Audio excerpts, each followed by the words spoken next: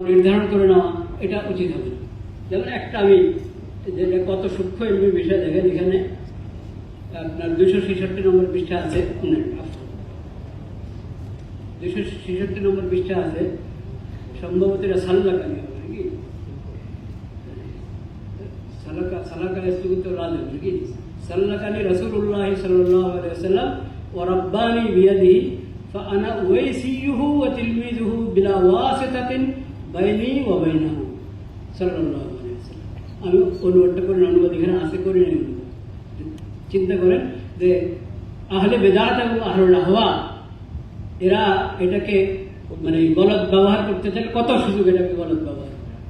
সেজন্য এগুলো হযরত খাস নিজস্ব আবারতে নিজস্ব ইস্তেরায় লিখেছেন, সেগুলো ওলামায়ে কেরামের কাছ থেকেই এবং গুরুত্বপূর্ণ আলোচনা নিয়ে আসছেন। উপমহাদেশ সহ সারা বিশ্বের অন্যতম ফকিহ, জাতীয় খতিব হযরত মাওলানা মুফতি আব্দুল মালিক সাহেব দামাত বরকতুল্লাহ আলিয়া।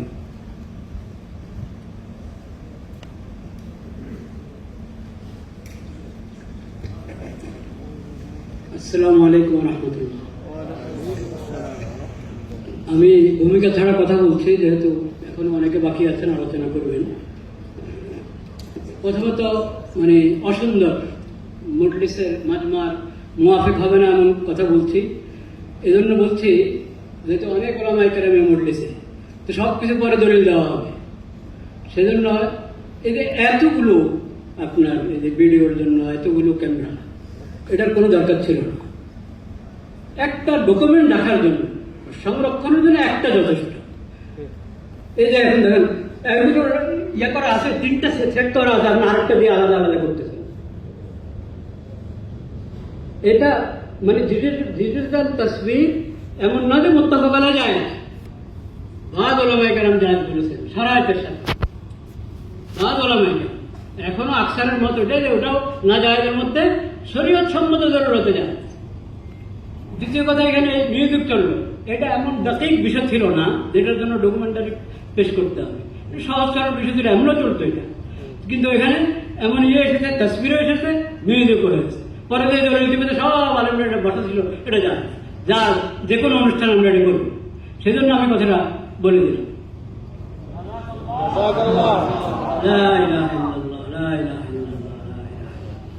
তো বহুত বহুত শুক্রিয়া যারা ইহতিমাম করেছেন। উর্দুটা তো আলহামদুলিল্লাহ আমার কাছে আগেই ছিল, ফুরকান শাহরুল্লাহ নম্বর। এখন আমাদের ডক্টর শহীদুল ইসলাম ফারুকী সাহেব অনুবাদ করেছেন। যদি আমার ব্যক্তিগত রায় হলো এই ধরনের এলমি জিনিস, এলমি যে ভাষায় লেখা হয়েছে ওই ভাষায় থাকা উচিত। ওই উর্দুটাকে যদি নতুন করে ছাপিয়ে ওলামায়ে কেরামের হাতে হাতে পৌঁছানো হতো এবং ওনারা এগুলো নিয়ে নিজেরা মজলিস করে মুযাকারা করতেন এবং নিজেরা রাস্তা গ্রহণ করতেন, ওটা হয়তো ভালো হতো। এই মতের সাথে অনেকে একমত হবেন না, এটা একটা যৌক্তি বিষয়, ভিন্ন মত হতে পারে। কিন্তু অনুবাদ হয়েছে বহরান। অনুবাদ হওয়ার পরও আমি বলবো, যেহেতু এটা আগাগোড়া একটা এলমি বিষয়, কঠিন ফিকরি বিষয়, সেজন্য বাংলা যারা পড়বেন তারা ওলামায়ে কেরামের কাছে এটা সবক হাসিল করা ভালো হবে, তাদের কাছে হল করতে হবে। নতুবা এগুলো কত ধরনের ফিতনার রাস্তা খুলতে পারে সেটা আল্লাহ জানে। দ্বিতীয় কথা যেটা আমি আরজ করতে চাচ্ছি সেটা হলো হযরত রহমতুল্লাহ আলাইহি, শাহরুল্লাহ রহমতুল্লাহ আলাইহি যেরকম তাজদিদি কারনামা যেগুলোর তালিকা উনি দিয়েছেন, সেই তাজদিদি কারনামার পাশাপাশি কিছু জানিবি কাজও আছে আমাদের। দেখা যায় বুনিয়াদী কাজগুলো থেকে আমরা দূরে থাকি, আর ওই জানিবি কাজগুলোকে একবারই বড় করে পেশ করি। যেমন একটা রেসালা আছে মজমুআতুল মুসালসালাত এবং আল ফজলুল মুবিন আর দুরুস সামিন নাওয়ালে, ছোট্ট কয়েকটা রেসালা, দেখেন না, এগুলোর পরে আশিক আলী গণচারী রহমতুল্লাহ তাহকিক করে আবার ছাপিয়ে। তো এখানে মুসালসালাতের মধ্যে অনেক মজুর হয়। তারপরে কিছু আছে ঘুমে পাওয়া, স্বপ্নের মধ্যে পাওয়া বর্ণনা, কিছু আছে আপনার কাশফের মধ্যে পাওয়া, ইলহামের মধ্যে পাওয়া। তো শাহরুল্লাহ রহমতুল্লাহ আমাদেরকে যে তাজদিদি কাজ দিয়ে গেছেন, সেই তাজদিদি কাজের মধ্যে তো বুনিয়াদি উসুল আছে। কাশ শরীয়তের দলিল, স্বপ্ন শরীয়তের কিনা দলিল না। এটা শাহরুল্লাহর কাজ, তাও দলিল। শাহরুল্লাহর ইলহামও দলিল না, রাহিমাহুল্লাহ তাআলা রাহমাতান ওয়াসিআ। এটা হজরতের থেকে মোস্তাবনা না। কেন পেশ করলেন ওটা দেখেন, এগুলো কেউ দেখে না, মানে আসল জিনিসটা দেখেন। এখানে শেষ তৃতীয় রেসালার মধ্যে যেটাকে নামাজের নাম দিয়েছেন হজরত, ওখানে হজরত বলেছেন হাদিহি আহাদিসু নাদিরা মিন মুসনাদিল জিন ও মুসনাদিল খাদির আলাইহিস সালাম। এই খাদির রাদিয়াল্লাহু আলাইহিস সালাম এখানে লেখা আছে, রাদিয়াল্লাহু আনহু হওয়া দরকার। তো খাদির রাদিয়াল্লাহু তাআলা আনহু ওনাকে দিয়ে যত মুলহিদ এবং জিন্দিক ভণ্ড পীরেরা আছে তারা ওগুলাকে পুঁজি করে চলে। ওয়া মুসনাদিল মুআম্মারিন আল মুখতালাফ ফি সুহবাতি, আল মুখতালাফ ফি সুহবাতি না শুধু যে মুআম্মারিন যে কথার কথা, ওখানে ওটা ওই ইখতিলাফ কোনো মাকুল গ্রহণযোগ্য ইখতিলাফ না, আদমের সহবত ওখানে ওটাই মুদাল্লাল কথা। তো হযরত কিন্তু তাসরিহ করছেন, কেন জমা করলেন? ইস্তিগরাবান লাহা লা তানবিহান বিসিহহাতিহা। এই ছোট্ট একটা জুমলা বললাম না, হযরত ইলমি মানুষ ইলমি ভাষায় কথা বলে, যে এটা না জানতে পারবে সে ফেতনা লাগাবে। তানবিহান ইস্তিগরাবান লাহা, গরীব হাদিস, গরিব ওই গরিব মানে ৯০ শুধু গরিব না, এটা হলো ইলমুল হালালের গরিব, যে গরিব মানে এটা মুনকার। ইস্তিগরাবান লাহা লা তানবিহান বিসিহহাতিহা, এটা সেহাতকে আমি ইয়ে করে নিই, এগুলো সহি হওয়ার জন্য এখানে জমা করে নিই। এটাতে আজিব গরিব কত কিছু মানুষ রেওয়ায়ত করে রাখে, সেজন্য আমি এটা রেওয়ায়ত করেছি। দেখেন তো এখন পুরো রেসালা আপনি খুব এতেমাম করলেন, অনুবাদে করে দিলেন, কিন্তু হযরতের ওই কথা এটা গায়েব হয়ে গেল। সেজন্য এরকম বড় ব্যক্তি যারা, তাদের থেকে ইস্তেফাদার বিষয় অনেক সতর্ক থাকা দরকার। আর দুইটা কথা বলে আমি শেষ করছি।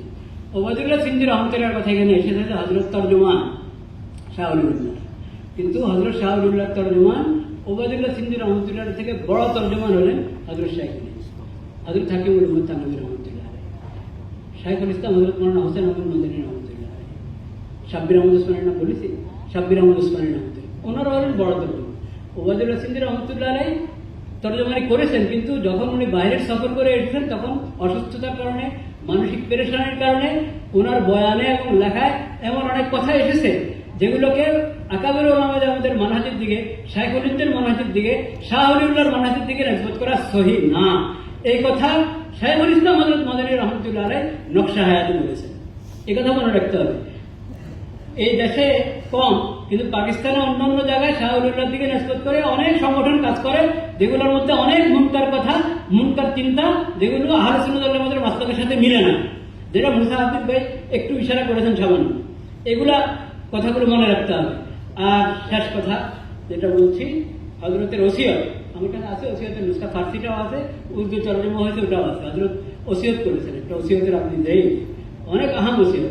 ওই ওসিয়তের মধ্যে একটা কথা আছে যে ওসিয়ত ই আউয়াল ওসিয়ত, এটা প্রথম ওসিয়ত, আউয়াল ওসিয়ত ই ফকির তং জাদা নাস ও কিতাব ও সুন্নত দর ইতিকাদ ও আমল ও পায়ওয়াস্তা ও তদবীর हर दो मजबूर शुदन वो हर रोज हिस्सा हर दो खानदान वो अगर ताकत खानदान नदारत तर्जुमा और अक़ीदत हर दो शनीदान उधर अक़ायद मजहब खुदामा अहले सुन्नत इख्तियार करदन वास तफसीर और तफ्तीश आजा सलफ तफ्तीश न करदन एराद नमूदन और वह तशकीकात खाम माकूलिया इल्तिफात न करदन उधर फुरूर पैरवी उलमा मुहद्दिसीन के जामे बाशत मियां फ़िक़्ह व हदीस करदन और दायमन तफरियत फ़िक़हिया और किताब व सुन्नत आरज़ नमूदन आँचे मुवाफ़िक़ बाशत दर खैर कबूल आवर्दन व इल्ला कालाए वद बरेश खावन दादन उम्मतरा है जवाब अदालत मुजतहदात और किताब व सुन्नत इस्तिग़ना हासिल नहीं।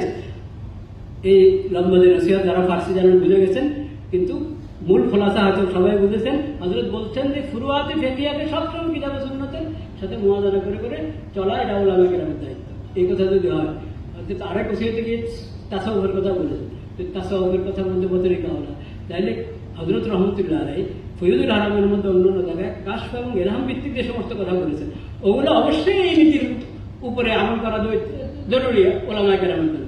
এই নীতি বাদ দিয়ে হযরত যেটা শেষ সময় ওসিয়ত করে গেছেন, ওটা বাদ দিয়ে হযরত কোথাও লিখেছেন, কোথাও বলেছেন, ওগুলো দিয়ে অন্য বেদাতিরা কিন্তু দলিল দেয়। এখন আমাদের আলমরা যদি দলিল দেওয়া শুরু করে, আরো বেদাতিদের বিরুদ্ধে কথা বলতে ভয় পায় যে এরকম কাছাকাছি কথা তো শাহ ওলিউল্লাহ রহমতুল্লাহ বলেছেন, তাহলে এটা শাহ ওলিউল্লাহ রহমতুল্লাহর তাজদীদের থেকে ইস্তেফাদা করা হলো না। এই কথা আমাদের সবাইকে মনে রাখতে হবে। ও আখির দাওয়ানা আলহামদুলিল্লাহ।